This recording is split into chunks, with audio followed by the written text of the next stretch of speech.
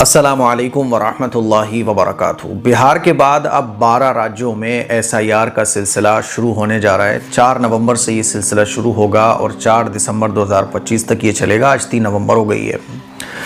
कल से बीएलओ आपके इलाके में, आपके एरिए में आएंगे और आपको एक फॉर्म देंगे। वो फॉर्म आपको फिल करके देना है। बीएलओ आपके घर तकरीबन 3 बार आ सकते हैं।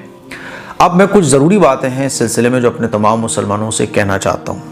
मेरे कांटेक्ट में जितने भी लॉयर्स हैं और औरंगाबाद हाई कोर्ट के सीनियर लॉयर हैं जनाब खिज़र पटेल साहब, उन्होंने बहुत सारी बातें मुझे बताई। उन बातों को भी मैंने इसमें ऐड किया है और आपको एक बहुत आसान तरह से एक तसल्ली भी मैं आपको देना चाहता हूँ, क्योंकि उन्होंने एक बात मुझसे कही और ये बात मेरे भी दिल में थी कि कोई भी जब चीज़ आती है तो मुसलमान जो है ना पैनिक हो जाता है, क्योंकि कुछ लोग जो है ना इस तरह से उस चीज़ को हाईलाइट करते हैं कि गोया के मुसलमानों पे एक बड़ी मुसीबत आ रही हो। अरे यार, अगर मुसीबत आ भी रही होगी तो पैनिक होने के बजाय, घबराहट का शिकार होने के बजाय मुसलमानों को ये चाहिए कि उस बड़ी प्रॉब्लम का शिकार होने से पहले हम उसकी तैयारी में लग जाएं। क्योंकि मुसलमान पैनिक नहीं होता, घबराहट में मुब्तला नहीं होता। वो उस परेशानी को देखकर ये सोचता है कि इस परेशानी से मुझे बचना कैसे है। और फिर एसआईआर का जो मसला है ये कोई अकेला मुसलमानों का मसला नहीं है, ये तो सब पर अप्लाई हो रहा है ना। क्योंकि चुनाव आयोग का ये कहना है कि बहुत सारे जाली वोट्स बन गए हैं और बहुत सारे डुप्लीकेट्स वोट बन गए हैं। जो लोग मर चुके हैं उनका भी वोट अभी तक मौजूद है और 2004 के बाद से एसआईआर हुआ भी नहीं है।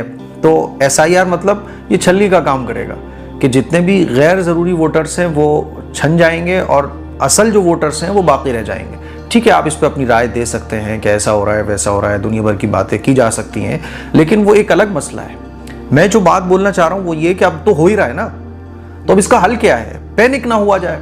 क्योंकि अगर आप पैनिक हो गए, जिस तरह की कुछ पोस्ट सोशल मीडिया पे, इंस्टाग्राम पे चल रही हैं, जैसे कुछ मुसलमानों को मैंने बातें करते हुए भी देखा है कि ऐसा लग रहा है जैसे ये मुसलमानों के लिए ही लाया जा रहा है। तो पहले तो इस थिंकिंग को माइंड से निकालना है कि ये सिर्फ मुसलमानों के लिए नहीं लाया जा रहा है मेरे भाई, सबको ये प्रक्रिया से गुजरना है। अब क्या करना है? टाइम बहुत है अभी।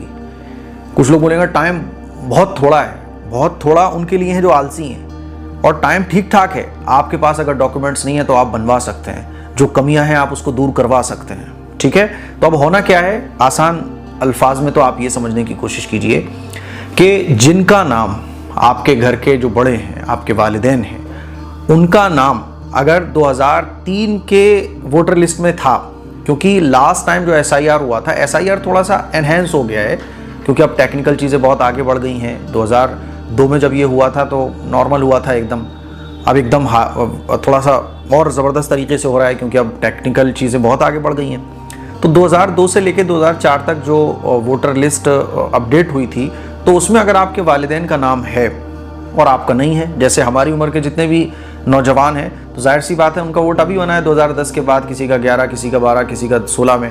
2002 में हमारा तो वोट था नहीं।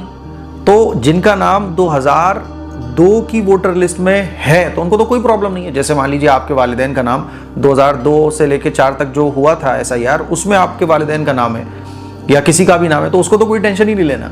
बीएलओ जो फॉर्म देके जाएंगे तो आपको अभी जो वोटर लिस्ट है उसका स्क्रीनशॉट और 2002 से 4 तक जो एसआईआर हुआ था उसमें से स्क्रीनशॉट निकाल के उस फॉर्म पे लगा देना है, काम खत्म। लेकिन जिनका नाम 2002 की लिस्ट में नहीं है, जैसे कि मेरा है, आपका है, जितने भी नौजवान जिनका 2004 के बाद वोट बना है, तो उनका नाम तो जाहिर सी बात है 2004 के बाद अपडेट हुआ है ना। तो अब उनको क्या करना पड़ेगा? उनको कुछ भी नहीं करना, बस अपने माँ बाप का या अपने घर के बड़ों में से किसी का भी जिनका नाम 2002 की लिस्ट में मौजूद था उसका स्क्रीनशॉट लगा देना है। तो ये एक लिंक करने की प्रक्रिया है कि मैं अपने मतलब मेरे ये वालिद हैं और इन मेरे वालिद का जो वोटर लिस्ट में नाम था 2002 में और बाद में मैं मतलब मेरा वोट बना, तो वो इसमें लिंक कर दिया जाएगा। ठीक है। प्रॉब्लम किन लोगों को होगी? प्रॉब्लम उन लोगों को होगी जिनका नाम 2002 की लिस्ट में नहीं है और उनके वालिदैन का या घर के जितने भी लोग हैं, खानदान के घर के बड़े जितने भी लोग हैं, बाप का, दादा का, उनका भी नाम 2002 की लिस्ट में नहीं है।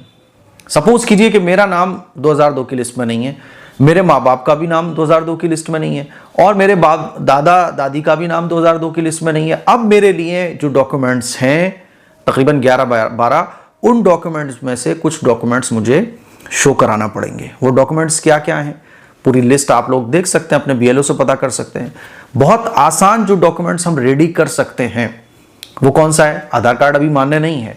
मुझे उम्मीद है कि अपोजिशन पार्टीज जब एहतजाज करेंगी, आवाज़ उठाएंगी, तो जिस तरह से बिहार के अंदर आधार कार्ड को माना गया, इसी तरह से यूपी में और दूसरे ज़िलों में भी, दूसरे राज्यों में भी आधार कार्ड को वैलिड मान लिया जाएगा। क्योंकि आधार कार्ड से ही हमारी सारी चीज़ें लिंक होती हैं। एक आम आदमी सबसे पहले आधार कार्ड ही बनवाता है, ठीक है। तो आधार कार्ड अभी वैलिड नहीं है। आधार कार्ड के अलावा जो 11-12 डॉक्यूमेंट्स हैं उसमें से पासपोर्ट, तो पासपोर्ट अगर आपका नहीं बना तो आप पासपोर्ट बनवा लीजिए। पासपोर्ट के अलावा जो 2 और डॉक्यूमेंट आप बहुत आसानी से बनवा सकते हैं, वो 2 डॉक्यूमेंट हैं आपके, मूल निवास प्रमाण पत्र, दूसरा जाति प्रमाण पत्र।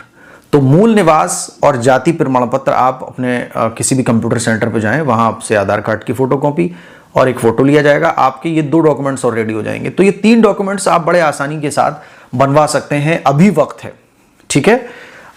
और इसके अलावा जो और डॉक्यूमेंट्स हैं तो वो भी आप BLO से पता कीजिए कि वो कैसे बनते हैं। मेरे कहने का मतलब ये है कि पैनिक ना होकर बल्कि आप काम पे लग जाएं। जो डॉक्यूमेंट्स आप करेक्ट करा सकते हैं, जो डॉक्यूमेंट्स आप बनवा सकते हैं, उन डॉक्यूमेंट्स को आप बनवाने की कोशिश कीजिए। क्योंकि अगर ये डॉक्यूमेंट्स में से आपके पास कोई डॉक्यूमेंट्स नहीं हुआ जो उन्होंने मांगा, और आपके बड़ों का, आपके वालिदैन का, आपके पेरेंट का नाम भी 2002 की लिस्ट में नहीं था, आपका भी नाम नहीं है, तो फिर प्रॉब्लम खड़ी हो सकती है।